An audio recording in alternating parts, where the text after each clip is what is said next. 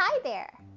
My name is Roxanna Diaz, and as a first-generation college student, I have experienced firsthand how the education system can mold and change the outlook of a student's life. Throughout my years in school, I was fortunate to have teachers that intervened where I was lacking at home. It was their love, belief, and commitment that led me to where I am today. In 2007, I received a full scholarship to Texas A&M University in College Station. Whoop! Little did I know, packing my bags to move from the only community I had ever known, which was McAllen, Texas, to College Station, Texas, would soon change my life forever. Transitioning from a broken home to living in the dorms was tough. But through the help of mentors and a learning community for first-generation college students, I was able to get through my first year at Texas A&M University. During my final year at Texas A&M, a program called Advise Texas was piloting a post-college opportunity.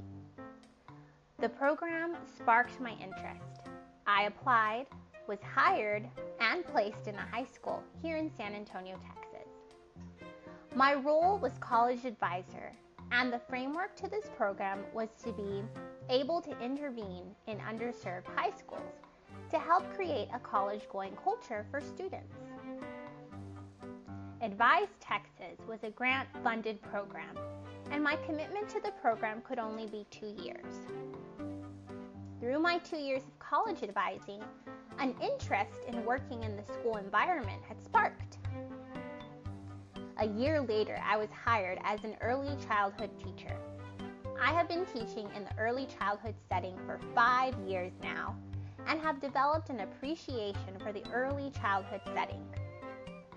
The powerful role as an educator in the early childhood setting is one that is overlooked. One day, I hope to be a school leader in an early childhood setting, which is why I've decided to pursue my master's in early childhood education at UTSA. Throughout my ILT 5003 journey, I have learned various key concepts that have set the foundation to future success in pursuing my master's in early childhood education. I'm going to reflect on each of those key concepts and explain their importance as a future educational leader. The education enterprise in the United States. History is the foundation that we anticipate leads to growth, and in studying both Golden and Ladson Billings' readings, we can see that they use this basis to set a purpose of education in society. With the evolving of the United States education system over the years, we have also seen the forming of an achievement gap. Both Golden and Ladson Billings challenge not only educators, but society as a whole to be critically conscious in all of our decisions. It is up to us as a society to invest our time and resources to our current and future students, and to remain inquisitive in all that we do. Instead of trying to blame the system, let's be the change to the system. Only then will we start to see the gaps closing. Interdisciplinary learning and teaching. There is an increasing diversity of students at the regional, national, and international levels, and our approaches to education are oftentimes viewed through a narrow lens. Moran and Nisani both discuss the importance of educational approaches through an interdisciplinary lens. The challenge is to examine how one's concentration area is interdisciplinary and to develop strategies that will continue to lead the educational system through the lens of interdisciplinary action. Both Moran and Nizami allow the leaders of the educational system to be critically conscious of how interdisciplinarians are the creators of the unity of knowledge ideal.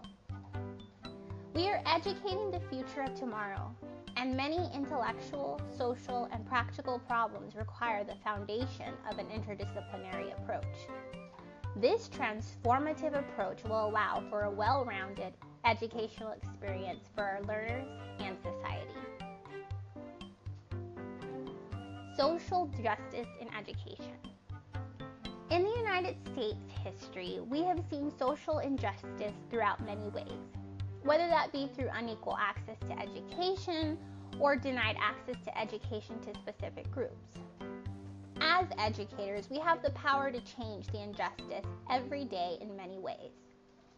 It's important for us to recognize where the injustice is happening and advocate for what we believe to be right.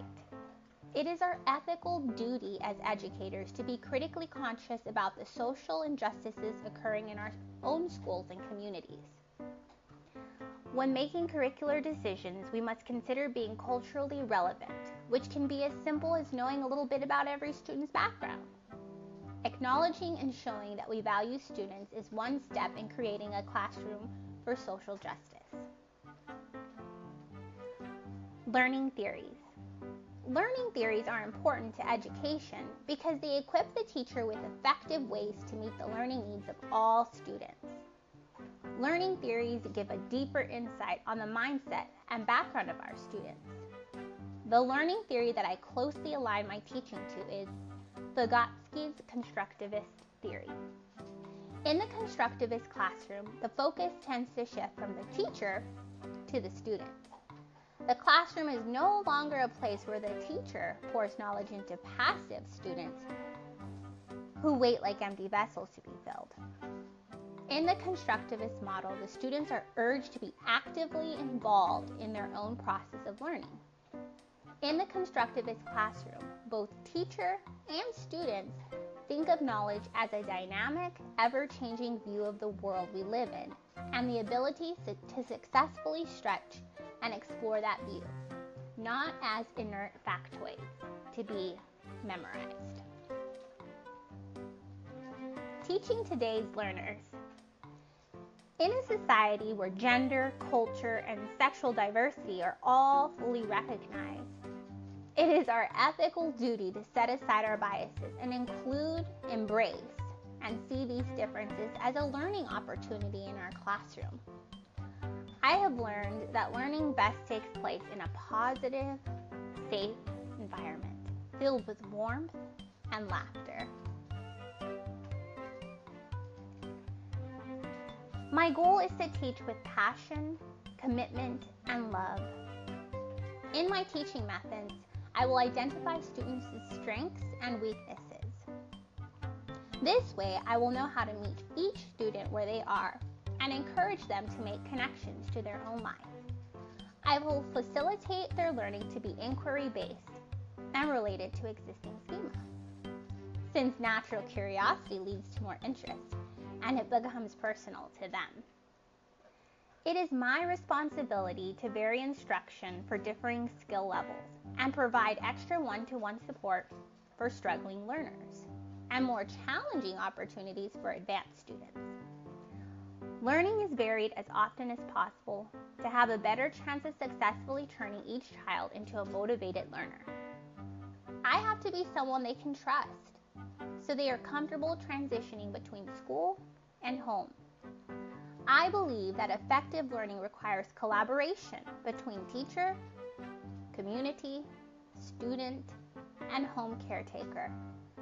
I want each of my students' families to feel good about dropping their child off every morning, knowing that they are going to have an exciting day full of new opportunities and learning.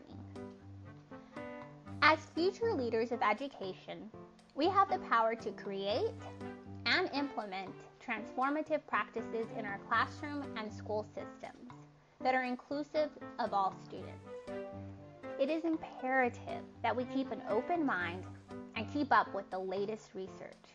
Doing so, we are making sure that each student's needs are being met and that each student feels that they are cared for, invited, and safe in their school environment.